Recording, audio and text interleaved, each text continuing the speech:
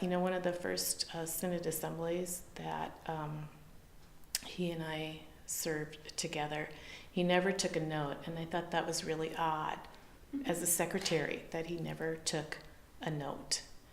And I soon found out he didn't have to, because I think his wife, Linda, was in the background doing all the assisting work that he needed, and so he didn't have to take a note. And I think it's probably because Linda worked and walked faster than Pastor Groe did.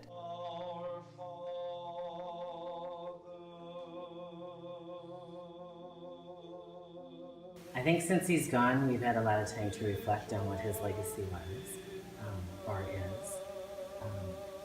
I think, he was so strong in so many ways, but yet very gentle, very soft-spoken. And so I hope that his legacy is not only having fostered our faith, but also teaching us to be kind and gentle while we're still strong. A lot of times when you just see a softness, and I think that was the grace in him.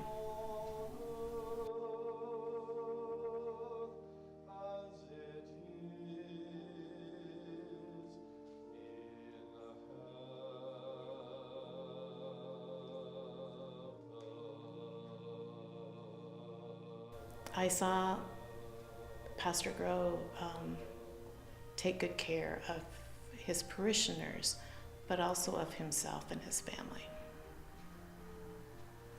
And I can remember sitting down with him to talk to him about joining, and he just kind of listened and got that smirk. If you know him, you know what smirk I'm talking about. And he kind of got that smirk, and he's like, "Hey, you'll be okay." And that was it. And so I've been here ever since. So I think he always let boards present their ideas, but he had a vision also of what he thought we should be as a congregation. And I think there was some collaboration there on behalf of both sides, so that we as a congregation could carry out our mission as members,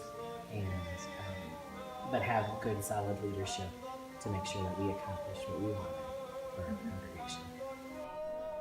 He expressed his opinion, but his opinion was not the be-all, end-all of the decision. The decision was